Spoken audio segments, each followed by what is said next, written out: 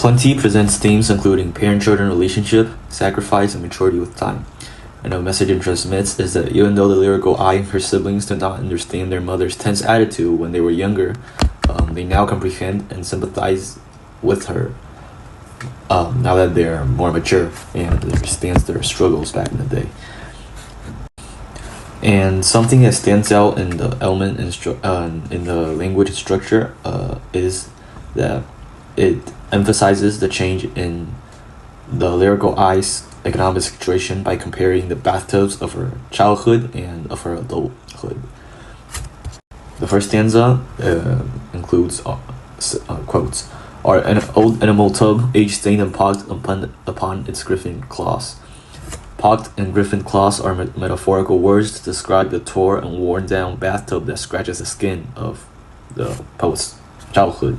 While in the second last stanza, quote, "Now bubbles at my chin, the shower's a hot cascade," end quote.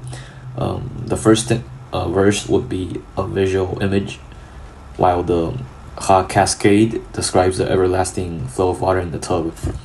And this poem makes me think that sometimes in life, you don't realize the details you can cherish from periods of struggle until looking back with hindsight as time passes. And in the last stanza, the poet shows her appreciation for from periods of struggle until looking back with hindsight as time passes. And in the last stanza, the poet shows her appreciation for the upbringing she had had. The themes presented in Little Boy Crying include father-son relationship and life lessons.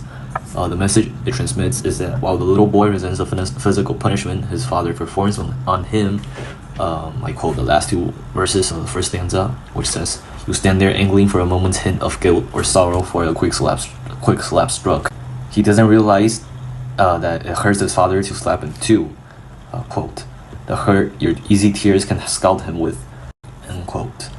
But the father deems it necessary in order to stamp an important life lesson inside the child's consciousness. And that's why he slaps him in this case. And the structure in language consists of the lyrical I viewing the matter in third person while addressing the little boy in the second person. The poet also uses ogre towers and grim giant to describe the physical appearance of the father to the child in the moment of punishment.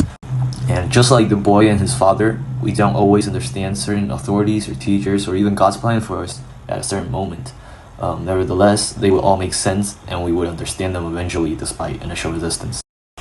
The main themes presented in Those Winter Sundays would be distance love, parent-son relationship, sacrifice, where the father will get up early in cold weather, hard labor, where the father got up to fetch wood and polish the poet's shoes, and winter. This poem teaches us that we should be thankful for our parents and everything they provide and do for us. As the lyrical I never had a warm relationship with his father, quote, fearing the chronic angers of that house, the father's actions were always taken for granted, as the lyrical I would, quote, speaking indifferently to him, end quote.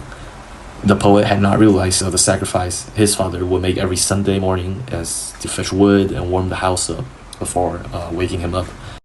And here there are two verses that call my attention, especially.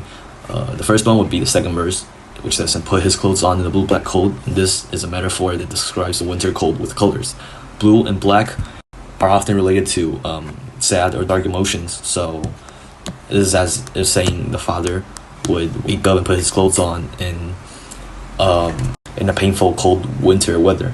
And the other one, later on, there's this one that says, "I wake and hear the cold splintering breaking." And this personification of cold is also a sound imagery that describes the sound of the burning wood in the fire pit breaking of the cold.